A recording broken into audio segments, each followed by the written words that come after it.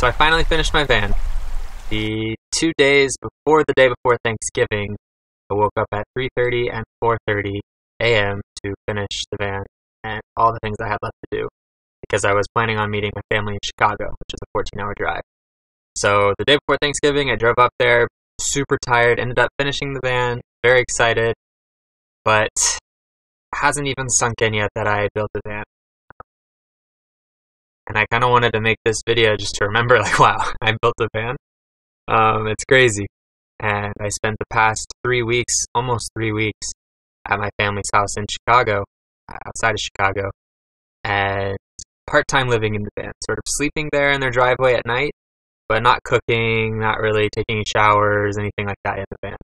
I did all that at their house. So it's been sort of like a test run for 3 weeks, but it came to be the time to fill up the water tank, organize the van, put all my stuff away, and hit the road and start full-time van life. So here I am now.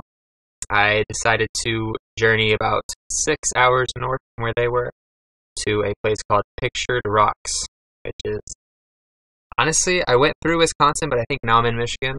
I should know that. But I'm very close to the Canadian border, and I'm on Lake Superior. So I wanted to make these videos of the first week on the road for 3 reasons. The first was to document it for myself. I want to be able to look back and see this first week of living in a van where I'm sure I did tons of things wrong, or was nervous for no reason, and lots like that, just to make a memory for myself. Second is to help other people. Like you guys, if you're watching this, if you're interested in converting a van and living out of it, here is a no BS what the first week is like when you don't know what you're doing, when I don't know what I'm doing, going from 6 months of intense building the van to finally living out of it, right? It's sort of a now what moment. So there's that. I figured it could be useful for other people. And thirdly, I need to get back into video editing. You probably noticed that there passed a lot of time that I had not edited or published a video or anything on YouTube. So it's time to get back into that. I'm excited to get back into that. So this is sort of an excuse for me to do some daily filming, editing, publishing, all of that stuff to get refamiliarized with my camera. So I hope you enjoy. Last night I arrived pretty late. None of the campsites that I thought would be available were available. So I ended up camping at a gas station. A gas station with a truck parking lot. So that was my first night in the van. A van life, beautiful, beautiful view.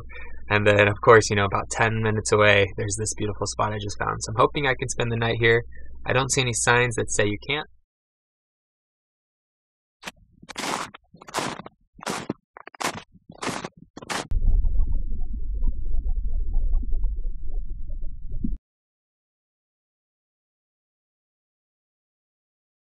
So I'm not sure if you'll be able to hear me because it's super windy, but I'm in a place called Sandpoint Beach, and it's beautiful. It's got like this super blue and green water even in the winter. Not sure if you can tell really. It's a cloudy day and it still looks pretty blue. I've seen pictures of this place in the summer and it looks like, whoa, here at a Caribbean beach in the summer. But it's weird. I mean, you got all this snow here and it's like freezing the sand. There's no one out here obviously because it's cold and windy in winter, and who would want to be out here, huh?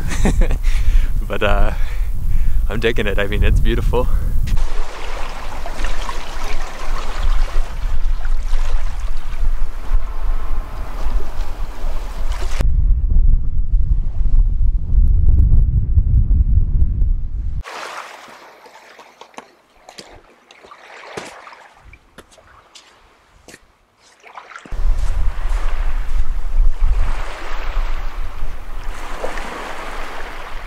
So I don't know very much about US geography actually. Visited a lot more countries than I have states, to be honest. I need to explore more of my own country. But from what I know about the Great Lakes, they're lakes that are so big that a lot of times when you're on them, it feels like an ocean. I mean, as you can see, there's waves. This is Lake Superior. There's waves. Some people can even go surfing in certain parts. But if you look out at the distance, just doesn't end, right? So it really feels like the ocean. Pretty much all the benefits of an ocean without the salt water, so fresh water. And this water in particular is so clear. I mean, it's pretty crazy.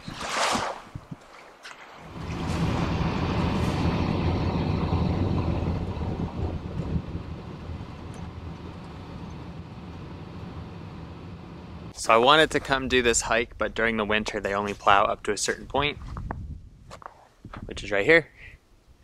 I honestly think my van could handle it. I just still have the normal street tires though, so I don't want to risk it because I'm legitimately in the middle of nowhere. But I have all-wheel drive, so once I get those winter tires and all-terrain tires on, I think I'd tackle something like this because it's not too much snow and it's pretty hard-packed. But I think for today I'm just going to go back to where I was, chill, maybe come back here tomorrow morning, get an early start, and hike the rest of this because it's just about 5 miles of straight road, which is pretty boring, and I think I'd get back just in time for sunset, so it's pushing it. Not really stoked on the idea of leaving my van here either because there's no parking lot or anything or people around, but I'm gonna have to get used to that, leaving my house wherever while I go hike and do things. Because if I just stay in the van, that defeats the whole purpose of van life, which is to explore places. So yeah, gonna go back to where I was and just call it a chill day.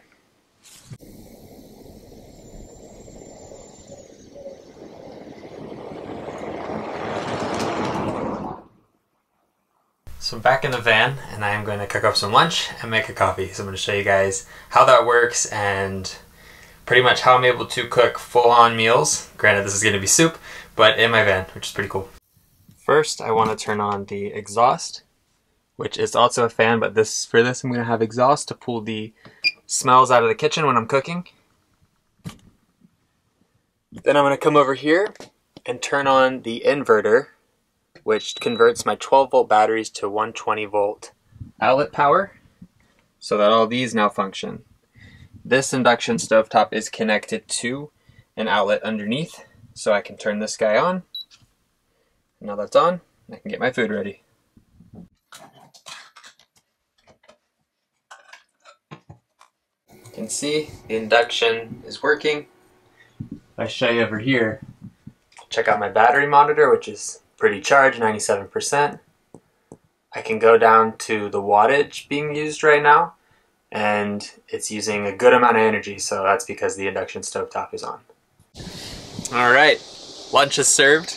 We have some soup, butternut squash, some bread that my cousin Ava made, vegan butter, cultured vegan butter on top of that.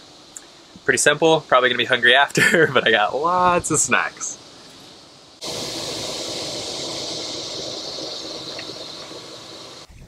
So finally some sun, I got a coffee. It's a good afternoon.